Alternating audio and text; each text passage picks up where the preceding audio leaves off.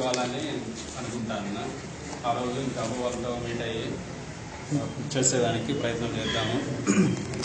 తర్వాత ఇది 1600 మందితో కావడము, 1600 మంది మళ్ళీ 6 బ్రాంచెస్గా ఏర్పడడం జరిగిందంట హెల్పింగ్ మైండ్స్లో. ఆ హెల్పింగ్ మైండ్స్ ఇక్కడ మదనపల్లి, తమ్మలపల్లి, గురంకొండ, పలంనేరు, తర్వాత పొంగనూరు. సో ఇవన్నీ కూడా ఆ అబ్బాయికి 6 మంది మాత్రమే ఉన్నప్పుడు 1600 మంది అవ్వడము అంటే చాలా గొప్ప విషయం.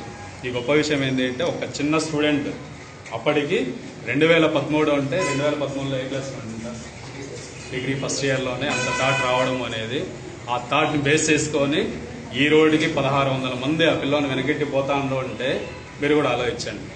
కాబట్టి మొట్టమొదట మార్పు అనేది, సేవా దృక్పథం అనేది, సమాజానికి ఏదో చేయాలనేది మొట్టమొదట ఒకే స్టెప్తో స్టార్ట్ అవుతుంది.